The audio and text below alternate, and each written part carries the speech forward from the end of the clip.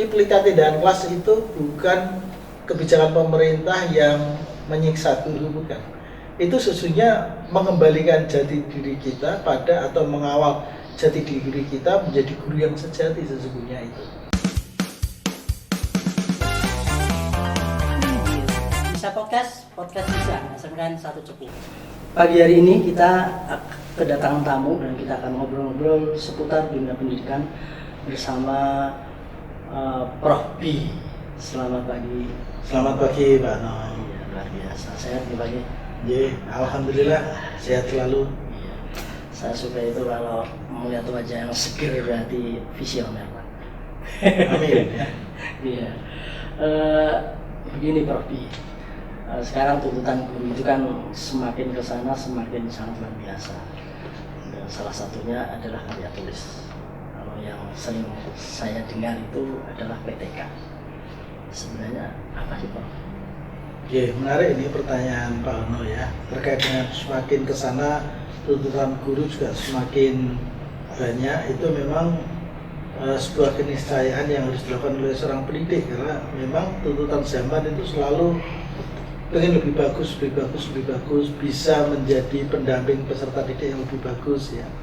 Oleh karena itu guru kita itu memang ya harus mau tidak mau paham betul bagaimana seluk-beluk pembelajaran di kelasnya, agar guru bisa makin memberikan pelayanan yang terbaik. Dia harus juga pelaku inovasi di kelas itu. Untuk bisa menjadi pelaku inovasi yang pada akhirnya bisa memberikan pelayanan yang makin bagus, dia sendiri harus bisa merefleksi apa yang sudah dilakukan. Maka pemerintah memberikan alternatif untuk pengembangan keprofesian guru dengan aktivitas yang namanya penelitian tindakan kelas. Penelitian tindakan kelas itu penelitian yang dilakukan oleh guru sendiri, bukan orang luar. Selama ini guru kita itu dijajah peneliti-peneliti luar. Guru kita itu hanya menjadi objek penelitian. Guru tidak pernah meneliti. Iya, guru tidak menjadi subjek. Justru dengan PTK itu keinginan pemerintah guru menjadi subjek. Gurulah yang paling tahu seluk-beluk kelas, bukan peneliti luar sesungguhnya. Maka sesungguhnya kalau penelitian tindakan kelas itu menempatkan guru sebagai subjek pembuat inovasi yang ada di kelas itu. Sehingga penelitiannya penelitian yang bersifat reflektif saja dari apa yang dia lakukan real di kelasnya. Begini Pak, berarti hasil daripada penelitian kelas itu sebagai dasar guru mengajar atau secara teori mestinya harus lebih baik seperti itu Pak? Iya. Jadi dengan penelitian tindakan kelas kan guru-guru dilatih untuk merefleksi secara cermat proses-proses pembelajaran dia, bahkan sampai menentukan bagaimana perbaikannya. Coba kalau Bapak Ibu guru dilatih, dibiasakan untuk bisa seperti itu, pasti guru-guru tidak akan terjebak rutinitas. Kalau guru sudah terjebak rutinitas, bagaimana dengan pendidikan? Mesti nggak akan ada kebaikan-kebaikan untuk kedepannya ya. Padahal pendidikan berkembang sesuai dengan perkembangan. Betul, ya. Tantangan masyarakat kan makin berkembang. Kalau di kelas sendiri kok tidak berani menjawab tantangan perkembangan itu, ya dalam skop yang lebih luas, dalam skop pendidikan nasional tentunya kalau kelas-kelasnya sendiri tidak berkembang, ya pendidikan nasional kita ikatnya juga mandek ya. Itu yang perlu dipahami bersama, sehingga harapan kita semuanya guru-guru tidak perlu ada perasaan traumatik mendengar PTK itu langsung migrain gitu ya. Kayaknya kalau menulis takut gitu. Nah iya, mestinya nggak boleh seperti itu, karena PTK bagi guru itu apa ya, aliran darah guru kok, keseharian guru PTK itu. Apa saya sebut seperti itu? Siapa sih di antara guru itu yang setiap kali mengajar tidak pernah merefleksi apa yang dia lakukan, bahkan secara tidak sengaja. Ini kita sebagai pendidik ya, semua Bapak Ibu guru itu ketika jam istirahat misalnya saja masuk ke ruang guru itu biasanya ada rumpian-rumpian guru yang menanyakan saya, Pak, wah saya ngajar di kelas ini kok sulit ya siswanya. Kelas apa sih Bu? Kok sulit? Enggak, kalau saya enggak. Anak-anak itu manut semua dengan saya. Gimana sih Pak kiatnya? Itu bagian dari proses refleksi itu kan. Guru-guru sudah melakukan itu. Nah itu jangan takut dengan PTK. PTK itu aliran darah kita, Pak. Cuma bagaimana cerita di ruang guru itu jadi karya tulis seperti itu. Iya, itu bagian dari langkah-langkah PTK yang sebenarnya sudah tidak hal yang asing. Ketika diberi nama penelitian yang membuat traumatik guru itu penelitian ya. Itu sejak zaman dulu kala sampai sekarang. Dulu kalau mendengar kata penelitian itu wah jadi nggak bisa tidur gitu ya. Oh, harus diteliti ngapain ngajar ya ngajar gitu ya Pak. Iya. Sebenarnya ya mesti harus seperti itu. Mesti harus seperti itu. Tidak perlu takut. Selama ini ada sih nggak Pak satu PTK yang bagus dan itu dijadikan sumber atau referensi secara nasional. Jadi hasil dari PTK itu bisa dipakai untuk semua cara-cara mengajar itu. Ya, dalam pengertian menjadi model boleh saja. Ya. Tapi memang hasil PTK itu tidak bisa digeneralisasikan untuk semua kelas. Tapi pengalaman yang dilakukan oleh guru PTK ketika memecahkan masalah di kelas itu bisa menjadi pengalaman yang ditiru oleh guru yang lain, boleh-boleh saja ya. Kalau ada hal yang sama bisa dipakai gitu. Oleh karena itu pemerintah kan mewajibkan semua guru yang melakukan penelitian kelas melaporkannya itu untuk kenaikan pangkat guru wajib didiseminasi. Wajib didiseminasi itu dalam pengertian memberikan pengalaman baru bagi guru-guru yang lain. Sehingga memberikan alternatif ini loh, saya melakukan ini di kelas saya dan ternyata bisa menuntaskan permasalahan. Meskipun tidak harus ya. Ya itu pentingnya sehingga PTK itu kalau menurut saya mulia sekali untuk kita sebagai pendidik saya kira. Karena mencari formula bagaimana transfer ilmu yang baik gitu ya Pak. Iya betul. Terus ini Pak yang selanjutnya model sekarang itu kan kita 2 tahun pandemi. Iya. Tindakan kelas, bahkan kita tidak punya kelas itu. Iya. Menurut Prof bagaimana itu? Wah, iya, betul. Saya juga mendengar beberapa keluhan Bapak Ibu guru. Wah, Pak, apakah betul PTK di masa pandemi ini tidak bisa dilakukan? Tadi yang Pak Uno sampaikan ya, kita kan tidak punya kelas. Ya. Itu kalau menurut saya sebagai seorang pendidik kita mesti harus tadi yang Bapak katakan harus berani berpikir berkembang ya. Mungkin untuk era sekarang ini, era 4.0, era pandemi saat ini itu definisi kelas saya kira menjadi lebih luas ya. Bahkan satu kelas di sana ada bahkan sebelum pandemi itu sudah ada istilah loh yang disampaikan kelas tanpa sekat seperti itu. Iya. Dia sampai seperti itu sebelum pandemi aja wacana itu kan sudah muncul ya. Iya.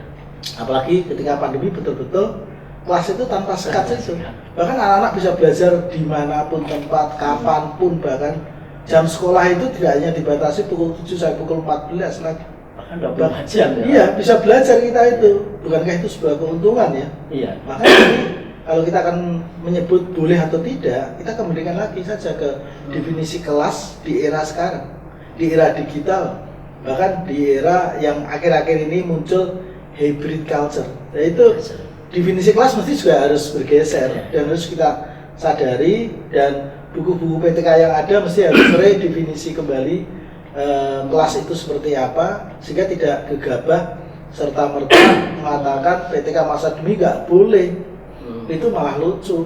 Kalau tidak boleh itu nggak ada penelitian Pak. Iya, dan nggak ada perbaikan justru. Iya. Itu dan PTK itulah kita akan bisa memperbaiki sampai akhirnya menemukan formula-formula, memperbaiki kualitas pembelajaran di kelas di era pandemi yang hybrid ya. Itu yang seperti apa, itu akan lebih menarik sehingga perubahan didorong guru-guru malah jangan ditakut-takuti gitu. Kalau saya sih seperti itu mestinya ya. Jadi memang definisi itu ternyata mengikuti perkembangan zaman dan teknologi. Betul Pak No, betul. Jadi kalau seperti itu baiknya bagaimana Pak seorang guru yang meneliti pada saat itu? Apakah hanya merubah kelasnya jadi definisi yang lain atau bagaimana? Ya, mestinya jadi penelitian tindakan kelas itu sesungguhnya melaporkan aktivitas kita di kelas dalam tanda petik kalau sekarang ya. Karena tidak hanya kelas itu dibatasi dengan dinding-dinding kelas saja. Sekarang ini kan kelas tanpa sekat, bahkan sebutannya anak bisa belajar dimanapun, kapanpun dengan media yang makin beragam. Yang penting begini Pak, kita pastikan dulu benar-benar anak-anak kita itu belajar dengan kesempatan yang sama. Ya. Dia bisa belajar di rumah, bisa belajar datang di kelas atau bahkan di laboratorium, gitu ya. Karena kepentingan-kepentingan kesehatan sehingga dia tidak bisa berbaur temannya, tapi kesempatan untuk belajar di waktu yang sama itu masih ada. Kalau sudah bisa dipastikan seperti itu, Bapak Ibu bisa, saya kira, melaporkan proses-proses yang terjadi di pembelajaran itu. Hanya saja, ini juga Bapak Ibu yang perlu hati-hati dalam pengertian, jangan sampai membuat laporan PTK di masa hybrid ini masih sama seperti PTK-PTK di masa full luring waktu itu, gitu loh. Dan di masa hybrid ini yang perlu kita sadari, wah, saya sangat bahagia dengan pandemi ini. Bahagia dalam pengertian tidak itu ya senang dengan penderitaan orang lain, bukan, tetapi bahagia dalam pengertian esensi pendidikan kita itu dikembalikan pada esensi yang utuh, Pak. Maksudnya? Utuh itu dalam pengertian dulu, ketika saya zaman kecil dulu itu, saya masih ingat betul. Peran serta masyarakat ke dunia pendidikan itu besarnya bukan main. Kepedulian masyarakat besar. Di saat ini SPP dinaikkan 10.000 bisa marah-marah, ribut. Tapi ketika pandemi coba bayangkan Bapak Ibu, Pak Hono ya, semuanya ikut gotong royong. Masyarakat yang punya jaringan wifi itu rela menyediakan untuk tetangga-tetangganya, ya. Orang tua yang tadinya sudah hanya ketemu anaknya pagi hari salaman, udah berangkat hati-hati yang pinter nak. Sekarang enggak, ikut mendampingi. Coba bayangkan, pemerintah peduli membuat tayangan televisi pendidikan, radio pendidikan, masyarakat swasta juga seperti itu. Bahkan sampai orari rapi itu membantu pendidikan di daerah-daerah terpencil loh Pak itu Pak. Keren sekali. Jadi pendidikan sekarang ini disokong betul, murni kembali lagi. Pendidikan itu tripusat pendidikan. Ya keluarga ikut, masyarakat ikut, sekolah apalagi. Keren, di pandemi ini memurnikan pendidikan dalam menurut saya. Dan itu harus disadari dan harus tergambar di laporan PTK itu Pak. Di RPP-nya itu sekarang ini kalau dulu-dulu sebelum masa pandemi, RPP di skenario pembelajaran itu hanya melibatkan guru, pendidik dan peserta didik. Sekarang nggak boleh seperti itu, mungkin orang tua, bahkan masyarakat, bahkan petugas kesehatan mungkin bisa masuk di kelas kita ya, untuk memfasilitasi itu. Gitu ya. Iya, itu harus tergambar di laporan PTK mereka. Nah itu berarti harus ada pemikiran baru terkait dengan penelitian tindakan kelas sesuai dengan kepentingan perubahan ekosistem pendidikan kita. Itu yang, oleh itu kalau menurut saya janganlah sekali-kali kita gegabah langsung mengatakan tidak boleh. Itu wah malah membunuh kreativitas, membunuh dinamika pendidikan gitu ya. Kata-kata tidak boleh itu kan harus dicermati ya. Iya. Kenapa? Ada apa? Iya, betul. Oleh karena itu ya jangan takutlah guru melakukan PTK asal berniat suci melayani peserta didik semuanya. Tidak tanpa diskriminasi. Dalam pengertian anak yang tidak punya Android, yang tidak punya jaringan wifi, lantas tidak dilayani, tidak boleh itu. Nah, itu yang harus sama. Asasnya harus adil, sama, ya tanpa diskriminasi. Selama ini ada Pak yang Bapak mengeluh atau melapor kepada Bapak, saya nggak boleh Pak dan sebagainya. Dan solusinya bagaimana Pak? Ya banyak dan hampir setiap hari itu. Hampir setiap hari saya juga menjelaskannya itu jadi wah kok terus-terusan ya menjelaskan hal itu. Oleh karena itu saya kira kegiatan kita seperti ini menjadi bagus karena bisa diakses oleh banyak guru, membuka cakrawala untuk tidak gampang melarang tanpa memberikan solusi, tapi justru meletakkan pada tempat yang benar sehingga ada inovasi-inovasi baru layanan pendidikan di era hybrid culture ini ya. Saya kira dan selalu mereka saya tanya begini Pak, Ibu mengapa nggak boleh? Karena katanya gini Pak. Sekarang saya tanya Ibu apakah yakin mengajar untuk seluruh siswa Ibu di semua posisi, siswa yang di kelas, siswa yang di rumah, siswa yang di itu? Iya Pak, saya melakukan layanan. Bahkan di sela-sela itu saya melakukan kunjungan ke rumah anak-anak juga Pak, bagi anak yang sama sekali terdampak karena tidak memiliki fasilitas untuk belajar secara online itu. Saya layani itu Pak mereka. Wah kalau itu layak Ibu itu melaporkannya dalam bentuk penelitian tindakan kelas gitu ya. Saya kira nggak ada alasan, saya kira justru malah ada keunikan sendiri yang lebih asik gitu ada sesuatu kalau dilaporkan. tadinya nggak ada sekarang ada dan Iya. itu dilakukan benar ya Pak ya? Iya. Apakah mungkin karena ini Pak, mungkin karena ketidaktahuan atau ketidakadanya kesepakatan penilai tanda petik ya Pak, antar penilai dengan kondisi seperti ini, atau bahkan tidak terpikirkan tadi Pak? Ya, mungkin semua alternatif yang Pak Anda sampaikan itu dialami semuanya ya. Iya memang, coba Bapak kita perhatikan ya. Tahu-tahu ada pandemi, waktu itu tanpa pemberitahuan dulu. Iya, tidak ada itu surat ada tugas ini. kekagetan. Ya COVID masih bisa tanpa surat tugas. Iya, surat tugas. Sehingga ada kekagetan tersendiri di dunia pendidikan kita, belum ada koordinasi antar tim penilai gitu ya, bahkan untuk menyamakan persepsi itu lantas seperti apa, tapi kemudian ada statement-statement yang sifatnya individual kalau menurut saya, bukan institusi itu, karena dari Kemendikbud saja melalui program PPG itu memungkinkan para peserta PPG melakukan pembelajaran di masa pandemi dan mereka melaporkannya dalam bentuk PTK itu Pak, bisa membuat mereka lulus PPG. Dan mereka ini tidak ada larangan dari Kemendikbud itu, tidak ada larangan sesungguhnya. Kecuali ada larangan dan tertulis ya Pak ya? Iya, dan pasti tidak akan mungkin ada yang gegabah seperti itu. Tapi kalau mungkin ada redefinisi, ada konsep-konsep baru, nah itu menjadi tantangan kita semuanya. Yuk kita kembangkan konsep-konsep baru untuk bisa melayani dunia pendidikan kita. Apakah untuk peserta didiknya atau pendidiknya sendiri yang ingin mengembangkan keprofesiannya. Saya kira seperti itu Pak. Iya, ini sangat luar biasa dan mungkin karena sesuatu yang baru kadang-kadang banyak penolakan, itu mungkin biasa ya Pak.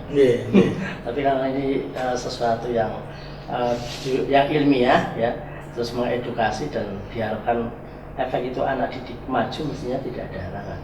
Kan seperti itu. Muaranya kan tetap ke anak-anak Pak. Iya. Para siswa kan. Ya karena yang paling utama di dunia pendidikan itu kan proses untuk mengantarkan orang yang belum dewasa menjadi lebih dewasa ya. Iya. Karena itu ya orientasinya subjek didik kita itu yang paling utama dan itu raja kita. Raja yang harus kita layani. Kita kan hambanya ya, harus melayani mereka ya. Jadi kan gitu ya. Jadi kita Bapak Ibu guru teman-teman dimanapun saja, guru adalah pelayan para murid seperti itu ya. Setuju sekali. Ya harus seperti itu Pak. Konsepnya mesti harus seperti itu. Jangan dibalik-balik ya. Kalau balik-balik repot. Gurunya minta dilayani. Sudah tidak pada waktunya untuk zaman sekarang ini. Ya terus konsep setelah masa pandemi seperti ini gitu Pak, ke depan pembelajaran menurut Prof itu seperti apa Pak? Apakah nanti akan kembali ke kelas atau yang kemarin daring tetap dipertahankan dengan inovasi-inovasi baru atau bagaimana Pak? Ya kalau melihat tren yang ada sekarang ini dan juga konteks pendidikan secara makro, ini banyak ahli yang menyebut bahwa akan ada dunia baru, yaitu dunia hybrid. Sehingga akan ada budaya baru namanya hybrid culture. Manusia menjadi manusia amfibi, hidup di dua alam, alam nyata dan alam maya. Pasti akan seperti itu. Suka tidak suka, pendidikan bagian dari struktur budaya masyarakat kita mesti juga akan masuk ke dunia itu. Jadi menjadi tantangan kita bersama para pendidik untuk bisa belajar memberikan layanan di dua alam itu ya, di hybrid culture, di culture budaya hybrid itu. Kita harus siap itu. Maka skenario pembelajarannya bisa jadi loh, pertemuan pertamanya daring, pertemuan keduanya luring, pertemuan ketiganya luring dan daring bisa saja. Skenario pembelajaran itu bisa makin bervariasi dan itu asik sekali, malah justru bisa melayani, akan lebih bisa melayani individu-individu yang memiliki kekhususan Pak. Yang selama ini kita daring saja, itu mungkin siswa yang takut pada gurunya ketika daring terus, luring terus, itu stres terus loh Pak. Jadi kadang-kadang daring tidak ketemu akan jadi lain, itu justru malah saya kira malah variasinya malah semakin banyak, makin bagus. Saya kira, dan kita harus siap dengan itu. Yang tidak boleh itu kalau kita selalu menengok ke belakang untuk sebuah kemajuan dan kita mengatakan wah enak zamanku ya. Atau gini ya Pak, ini merah cukup gitu ya. Itu kan sesuatu yang mestinya dirubah. Dan penyadaran itu ya Pak. Iya. Itu kan mungkin apakah kembali ke individu atau memang perlu ada semacam diklat khusus ya, diklat khusus bagi guru-guru yang tanda petik atau bagaimana? Nah, menurut jenengan untuk memotivasi seperti ini gimana sih Pak? Ya, diklat-diklat khusus itu juga penting di satu sisi, tetapi diklat-diklat khusus itu kapan selesainya untuk jumlah guru kita yang jutaan, Pak ya. Jadi justru kalau menurut saya, dan ini sudah kita alami loh Pak, guru-guru kita itu tingkat adaptasinya tinggi sekali, ya. Banyak guru yang belum dilatih untuk memasuki budaya baru era digital ini. Tapi nyatanya teman-teman guru saling belajar antar teman guru ya. Yang sudah dilatih melatih temannya, misalnya saja yang bisa terbuka untuk menjadi tempat belajar teman-temannya. Itu kultur baik kita yang saya kira mempercepat proses-proses untuk bisa beradaptasi dengan tantangan baru. Itu hebatnya orang-orang di Indonesia itu Pak. Tingkat adaptasinya tinggi sesungguhnya ya. Meskipun kadang-kadang sedikit grundel itu juga itu manusiawi. Tapi nyatanya coba Bapak lihat itu ya. Taruh kata Maret 2020 sampai Juli 2020 itu kita sebagai pendidik kan bingung semua itu. Tapi kemudian setelah itu Agustus 2020 sampai awal 2021 sudah mulai tadinya mengeluh-ngeluh, mulai berkurang mengeluh-ngeluhnya. Tahun 2021 Bapak Ibu sudah ready. Iya kan? Kalau kita lihat cepat sekali loh perubahannya itu. Iya. Dan alhamdulillah sekarang ini sudah biasa. Semua guru itu bisa komputer, semua guru bisa mesum, semua guru bisa. Itu sudah relatif menyenangkan Pak sesungguhnya ya. Menyenangkan. Bahkan kalau nggak salah ada beberapa sekolah yang sempat waktu belum pandemi itu ada pelatihan kelas maya dan lain-lain. Itu tidak dipakai. Tapi tanpa pelatihan mereka sekarang sudah bisa memakai Zoom dan lain-lain. Oleh karena itu Pak, jadi saya itu yakin percaya Pak, guru-guru pendidik kita semuanya itu kan didorong oleh kesadaran bahwa kita itu orang tua yang harus memfasilitasi anak-anak kita untuk belajar. Saya kira itu ada di semua, ada guru-gurunya, ada semua jiwa pendidik.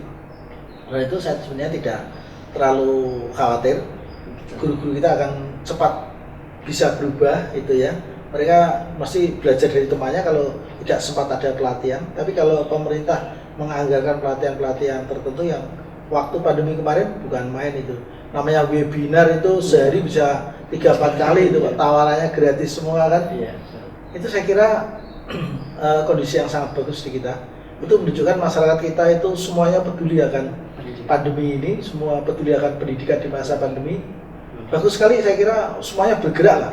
Kalau menurut saya seperti Mas Menteri kita mengatakan semuanya bergerak untuk pendidikan, itu memang betul kita saksikan bersama dan keren saya kira itu ya. Dan merdeka belajar itu ya saatnya ini ya Pak. Ya. Bagus saya kira ya, gurunya jadi guru penggerak ya, sesuai diberi kemerdekaan untuk belajar ya. Muridnya tidak stres ya Pak, asik belajar seperti itu. Meski 1-2 masih wah enak zamanku ya gitu ya. Masih ada seperti itu, tidak masalah, itu juga harus kita antarkan ke gerbang kemerdekaan ya seperti itu. Nggak usah dimarah-marahi, nggak usah di situ, karena memang mesti ada berapa persen ada keunikan-keunikan tertentu yang tetap saja kita hargai. Siapa tahu mereka-mereka yang punya pemikiran seperti itu punya kelebihan penjaga idealisme misalnya saja ya, bisa jadi seperti itu. Pasti bisa kita manai semua lah Pak kalau menurut saya. Keren. Pak, ini mungkin satu pertanyaan yang menggelitik Pak, mungkin akhir ini. Membuat PTK itu kan tidak semua orang bisa. Karena menulis adalah sebuah keterampilan. Bagaimana kalau mungkin Pak Prof pernah dengar Dendake Pak?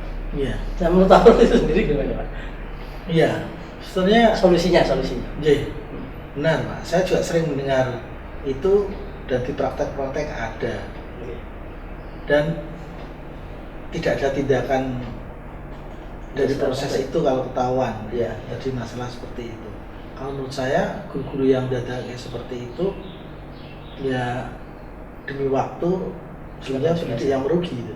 Kalau menurut saya ya, itu mengingkari sendiri potensinya sebagai pendidik. Padahal ada potensi itu. Padahal semua guru saya yakinnya semuanya bisa. Hanya masalahnya sekarang ini Ya. ada nggak contoh yang baik yang bisa diamati, ditiru, dimodifikasi. Contoh-contoh yang ada selama ini banyak tidak baik dibanding yang baik, itu yang jadi masalah. Dan Bapak Ibu guru tidak mau memilih mana yang baik, mana yang tidak baik. Pokoknya kalau ada contoh ditiru gitu saja. Mestinya tetap cari referensi yang terbaik. Iya, saya kira ini tugas teman-teman di pendidikan tinggi ya harus menyiapkan itu ya. Situasi seperti ini juga semacam modul atau modul digital yang bisa di-share dan itu bisa di. Iya, saya kira bagus. Atau mungkin pencerahan-pencerahan melalui kegiatan seperti inilah, Pak. Iya. Itu, Ya. kalau Betul, mungkin betul. bisa kita rinci lagi nanti ke depan, yuk kita bahas gimana nulis bab 1 yang bagus, Iya, iya. nulis bab 2, bab 3 itu kalau bisa menghadirkan contoh-contoh ada penjelasannya, saya kira keren sekali itu. Iya, dan mungkin karena orang-orang kita secara umum itu kalau secara teori serius itu kayaknya sudah menolak ya Pak ya. Iya. Tapi kalau dibawa dengan santai, guyon, Iya. mungkin itu lebih masuk sebenarnya. Iya, betul betul. Ya. Iya. Kita harus berani tampil dengan cara lain ya. Nah, di situ. Mungkin eranya sekarang sudah era perbincangan, teman-teman diajak bincang-bincang mungkin akan asik juga itu ya. Lebih enak. Iya. Kalau buku Pak, untuk buku PTK dan lain-lain, Pak Prof sendiri banyak gitu ya? Sudah banyak di pasaran? Saya itu menulis mungkin buku PTK yang edisinya sampai edisi 6 itu mungkin baru buku saya Indonesia itu mungkin ya. Saya sudah cara membuat PTK itu Pak? Iya, saya punya buku penelitian tindakan kelas dan sudah saya tulis edisi 6. Mesti harus segera hadir edisi ke-7 karena situasi PTK-nya sudah berbeda. Ini justru tantangan dan peluang kalau bagi saya pribadi ya untuk segera buat edisi ke-7 buku penelitian saya untuk menampung PTK di masa pandemi ini yang penuh dengan keunikan itu. Nah, kira ya ini peluang bagi saya untuk memperbaiki buku saya itu ya. PTK era hybrid gitu ya Pak? Iya, iya itu Betul sekali. Begitu Pak Prof, terima kasih. Silakan berbagi motivasi Pak untuk teman-teman guru se-Indonesia. Monggo. Ya, terima kasih Pak No, Bapak Ibu pendidik yang saya cintai, saya banggakan. Jadi yakinlah bahwa kita sebagai pendidik yang bertugas memberikan layanan pada peserta didik kita harus selalu memberikan yang terbaik. Yang terbaik untuk peserta didik itu tidak pernah sama Bapak Ibu, tetapi mesti dinamis, selalu berkembang tuntutannya. Maka mau tidak mau tugas kita bukan sekadar mengajar, tapi merefleksi apa yang kita ajarkan, kemudian menuliskannya agar bisa kita jadikan dasar untuk perbaikan-perbaikan berikutnya. Itulah yang sesungguhnya esensi apa yang disebut dengan penelitian tindakan kelas. Jadi penelitian tindakan kelas itu bukan kebijakan pemerintah yang menyiksa guru, bukan. Itu sesungguhnya mengembalikan jati diri kita pada atau mengawal jati diri kita menjadi guru yang sejati sesungguhnya itu. Kalau kita mau manai itu, maka PTK itu suatu yang sangat menyenangkan sesungguhnya. Kita sambut dengan senang Bapak Ibu. Kalau kita melakukannya dalam konteks kebersamaan, saling ada yang memberi masukan di antara Bapak Ibu guru, itu proses pembelajaran yang terbaik saya kira yang bisa kita lakukan untuk akhirnya PTK betul-betul bisa menjadi aliran darah kita. Semuanya bisa. Kalau mau bersama, insya Allah akan bisa maju bersama, hebat bersama SMK kita. Terima kasih. Kayaknya kalau saya menyimpulkan sedikit aja. Jadi PTK adalah darah kita sebagai seorang guru. Tentunya kita sadar bahwa karena dengan PTK maka kualitas pendidikan di Indonesia secara umum akan sangat luar biasa. Begitu Pak Prof, terima kasih terima kasih Pak No. Mudah-mudahan bincang-bincang ini semuanya akan direspon oleh semua pihak dan ini bermanfaat bagi keberlangsungan pendidikan kita. Amin, amin, amin. Terima kasih. Tetap semangat di Bisa Podcast Bisa dengan saya. Assalamualaikum warahmatullahi wabarakatuh. Waalaikumsalam warahmatullahi wabarakatuh. Bisa Podcast Bisa. Hasilkan satu cepuk.